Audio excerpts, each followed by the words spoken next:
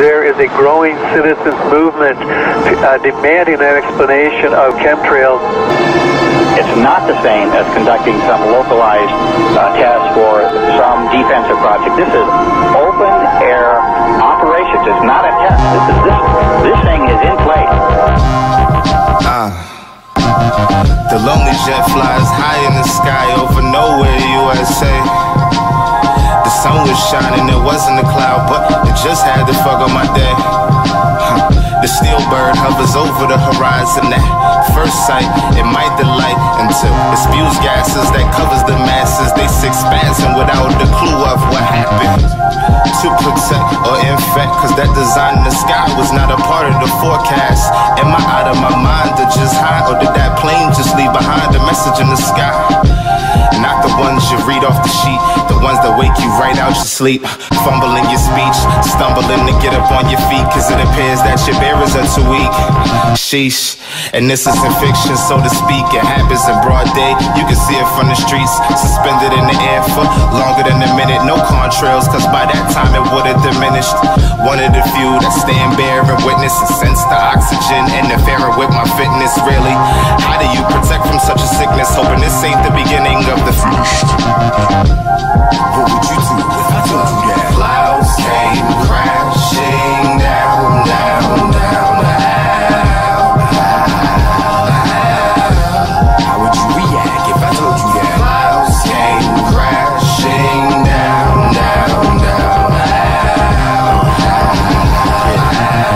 Trinity revenue, scene for the revenue. Bundle it all up and place it on a pedestal while staring at the world outside. I'm about to set a new mission for the masses to see if they got it through. Whatever precipitates, the mind to reciprocate. However you view the venom, you try to reiterate with the click of a button. Ton of them drop from college with a bottle in possession, regretting the thirst for knowledge. Shit ain't no contradiction when the media's infliction is to keep you in the retail, to emulate a prison like a bunch of Ringling brothers looking foolish for the system. For your baby mama Maybelline to coin in the missions. The messages have been struck but we missed them. The mist of clouds within the sky is blown away and twisted my anatomy and our civilization, cause we chose not to listen. And now you're left to final a decision. Damn, what would you do if I told you that? Clouds came crashing down, down, down, how would you react if I told you that? Clouds came crashing down, down, down.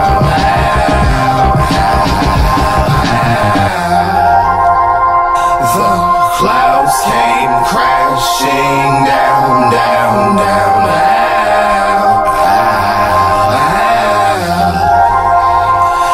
the clouds came crashing down, down, down. Could a strange substance armed with these Arkansas man high level of barium found in our sample?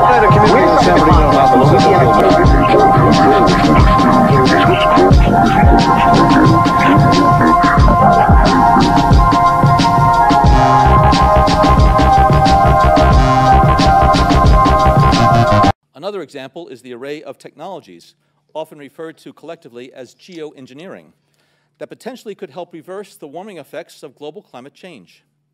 One that has gained my personal attention is stratospheric aerosol injection, or SAI, a method of seeding the stratosphere with particles that can help reflect the sun's heat in much the same way that volcanic eruptions do. An SAI program could limit global temperature increases, reducing some risks associated with higher temperatures and providing the world economy additional time to transition from fossil fuels. This process is also relatively inexpensive. The National Research Council estimates that a fully deployed SAI program would cost about $10 billion yearly. As promising as it may be, moving forward on SAI would also raise a number of challenges for our government and for the international community. On the technical side, greenhouse gas emission reductions would still have to accompany SAI to address other climate change effects, such as ocean acidification, because SAI alone would not remove greenhouse gases from the atmosphere. On the geopolitical side, the technology's potential to alter weather patterns and benefit certain regions of the world at the expense of other regions could trigger sharp opposition by some nations. Others might seize on SAI's benefits and back away from their commitment to carbon dioxide reductions. And as with other breakthrough technologies, global norms and standards are lacking to guide the deployment and implementation of SAI and other geoengineering initiatives. Now, I could go on and on and on and on about the things that fascinate me.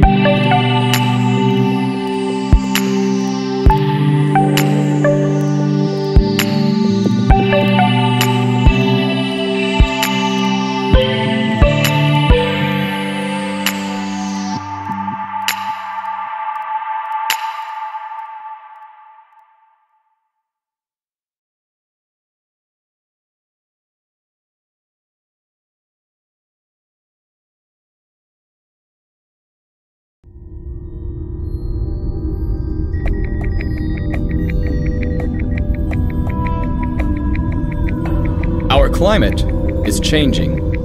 Greenhouse gases emitted by humans are warming the Earth. This has serious implications. Oceans are acidifying. Sea levels are rising. Deserts are expanding, and extreme weather events may become more common or more severe.